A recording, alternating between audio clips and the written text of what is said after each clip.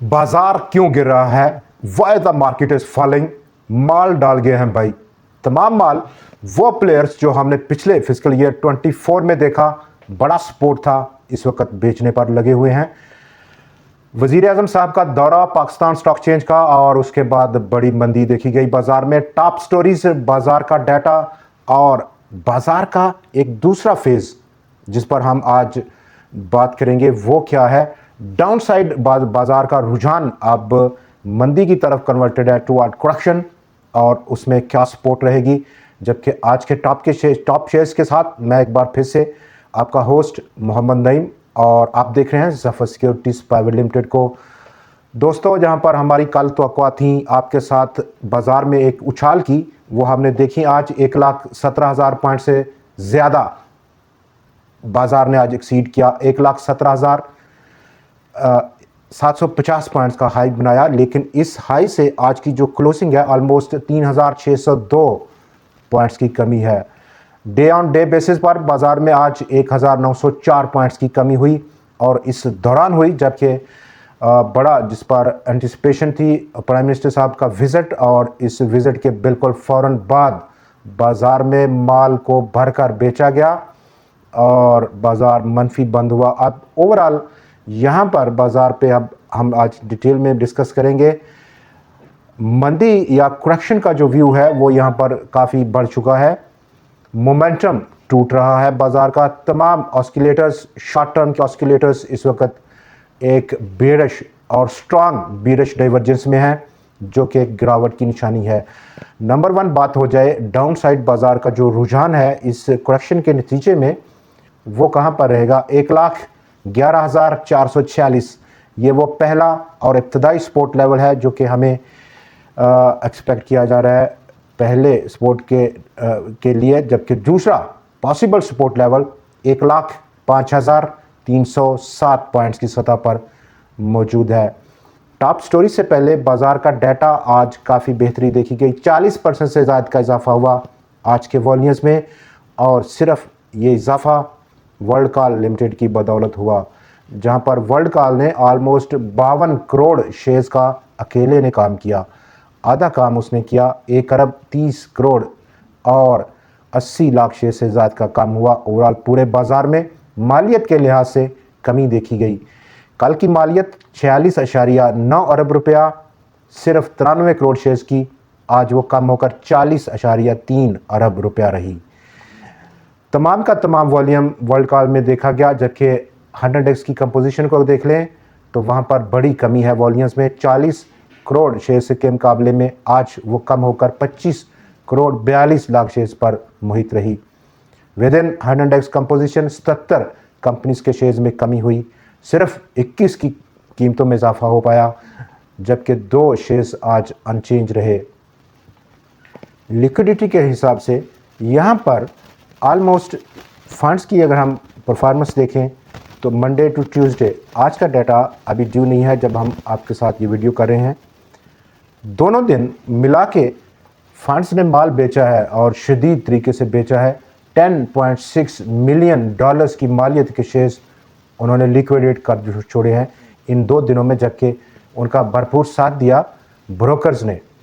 $3.2 million की liquidation के साथ कंपनीज ने $3.2 मिलियन की मालियत की शेयर्स को फरोख्त करके, दूसरी तरफ जिन मार्केट पार्टिसिपेंट ने इस सेलिंग को जज़ब किया या उसकी ट्राई कर रहे हैं, कोशिश कर रहे हैं, वो पब्लिक रही। $5.3 मिलियन की मालियत के नए शेयर्स उन्होंने ख़रीदे हैं और इस टॉप पर ख़रीदे हैं, बहुत बड़ी जुर्रत दिखा रहे हैं। बैंक्स ने साथ दिया 1.8 मिलियन के नए शेयर्स को ख़रीद कर, जबकि फॉरेनर्स ने 0.6 मिलियन की नई इन्वेस्टमेंट कर रखी है 2 दिनों में।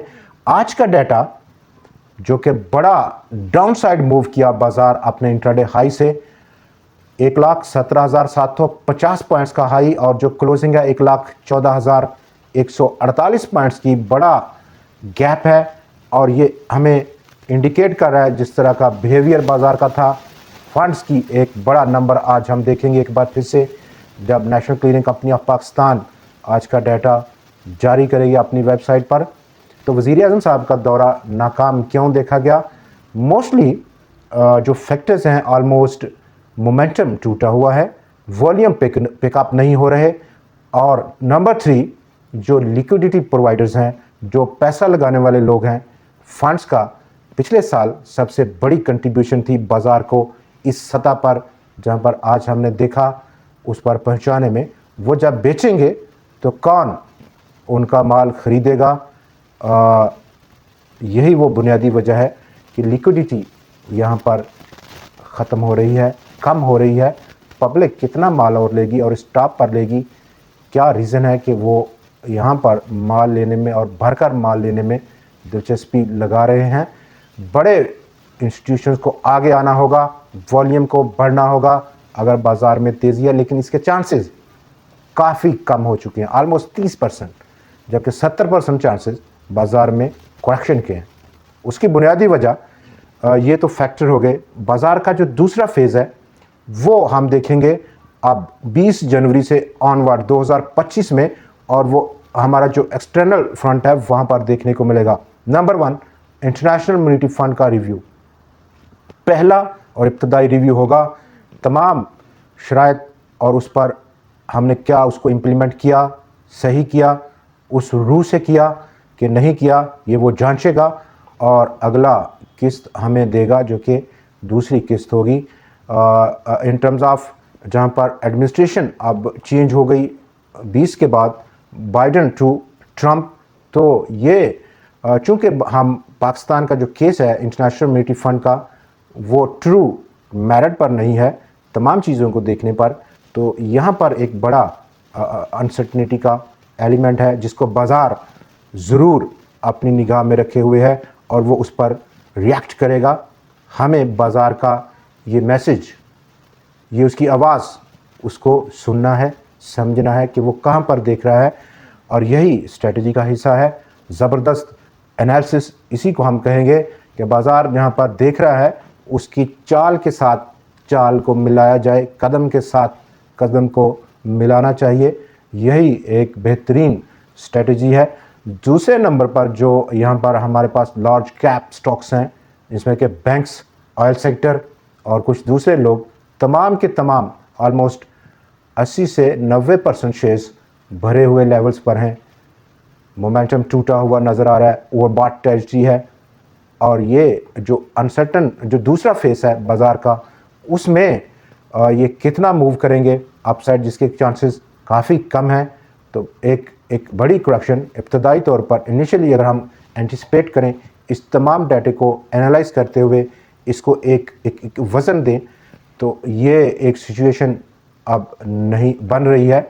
दोस्तों आगे मूव करेंगे और बाज़ार के आज के डाटे के बाद जहां पर हमने डिस्कस किया, वर्ल्ड कॉल ने आज बड़ा वॉल्यूम इसलिए लगा दिया 52 करोड़ शेयर से ज़्यादा का कि उसकी जो सब्सिडरी है GTC यानी कि global tech corporation holding company world call की, वो अब एस्टेब्लिश करेगी पाकिस्तान के अंदर एक किस्म का AI और big data COE stands for centre of excellence, dedicate होगा आर्टिफिशियल इंटेलिजेंस और बिग डाटा सर्विसेज देगा पाकिस्तान के अंदर। ये वो न्यूज़ थी, मटेरियल इन्फॉर्मेशन, जिस पर स्टॉक में बड़ा वॉल्यूम देखा गया। टेक्निकल ग्राउंड्स पर 2 रुपये 10 पैसे की ब्रेकआउट के बाद ये वो लेवल है जो कि ट्रेंड चेंजिंग लेवल है।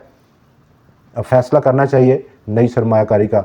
नीचे से इस लेवल से नीचे स्टॉक में अगर इन्वेस्ट किया जाएगा या किया जाना, उसमें काफ़ी रिस्क है क्योंकि इन्फ्लेटेड लेवल है और रिस्क बेसिकली अंडर कंट्रोल नहीं है।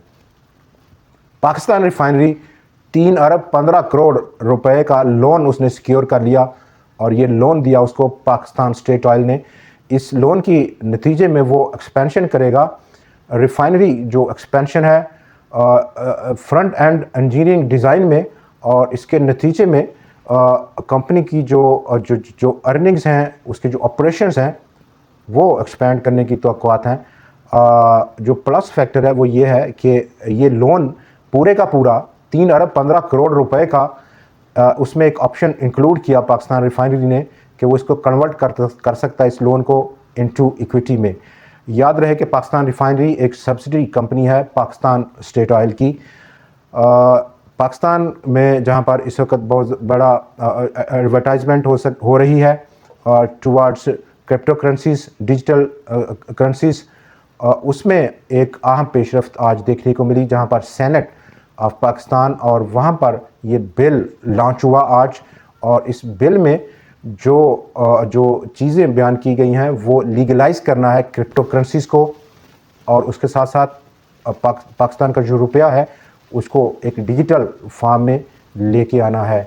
रेगुलेटर अब इसका एक इंडिकेट किया गया है national virtual asset regulatory commission, जो कि ओवरसी करेगा इस तमाम जो अमेंडमेंट होगी क्रिप्टो करेंसीज की, और जो ब्लॉकचेन बेस्ड टेक्नोलॉजीज़ हैं उनके बारे में एस्टेब्लिश होने जा रहा है बिल्कुल। और इसको अब हम देख सकते हैं कि कितना वक्त लगेगा इसके एस्टेब्लिशमेंट पर, वो एक क्वेश्चन मार्क ज़रूर है। लेकिन लग रहा है कि पाकिस्तान के अंदर अब ये लीगल एक प्लेटफॉर्म मुहैया होगा ट्रेडिंग में, ट्रेडिंग एक्सपेंड करेगी और बहुत ज़बरदस्त एक अपॉर्चुनिटी रहेगी तमाम उन इन्वेस्टर्स की, ट्रेडर्स की, जो कि बड़ा इंटरेस्ट उनको रखते हैं इस तरह की डिजिटल करेंसीज़ में ट्रेडिंग का। पाकिस्तान के बारे में एक बड़ी खबर जो आज पब्लिश हुई, टॉप स्टोरी है आज की, अपने तमाम हमसाया ममालिक से बहुत पीछे है इन टर्म्स ऑफ जीडीपी और एक्सपोर्ट टू जीडीपी के हवाले से। इवन बांग्लादेश, श्रीलंका, इंडिया और मिस्र से भी पीछे है। फिस्कल ईयर 24 का डाटा है और हमारे पास जहाँ पर पाकिस्तान का GDP export to GDP ratio almost 10% है 2024 के लिए। ऑलमोस्ट 13% का एक्सपोर्ट टू जीडीपी रेट था 2013 में, और अब वो सुकड़ कर 10% की सतह पर आ गया है। और सेक्टर जो इसमें कंट्रीब्यूट करते हैं लाइक एजुकेशन और हेल्थ, उसमें भी काफ़ी डाउन नंबर रहा है। बांग्लादेश का 2024 में एक्सपोर्ट टू जीडीपी रेशो 13% है। श्रीलंका 27% का एक्सपोर्ट टू जीडीपी है, यानी कि जीडीपी जितनी भी वहाँ पे पैदावार है उसका 27% वो एक्सपोर्ट करता है। एक्सपोर्ट उसने किया है 2024 में। इंडिया ने 22% का एक्सपोर्ट टू जीडीपी रेशो दिया है 2024 में। माड़ी पेट्रोलियम का अब ऑफिशियली मंजूर हो गया, रेगुलेटर ने उसने मंजूरी दे दी कि उसका नाम अब माड़ी पेट्रोलियम कंपनी को बदलकर माड़ी एनर्जीज लिमिटेड रख दिया जाएगा। और ये अप्लाई होगा 7 यानी कि कल से, जो गुजर गया तब से ये इसकी इम्प्लीकेशन अप्लाई हो जाएगा। दोस्तों, आज के प्रोग्राम में इतना ही। कल फिर आपसे मुलाकात होगी नई खबरों, नए तज़िये और नई स्टोरीज़ के साथ। तब तक के लिए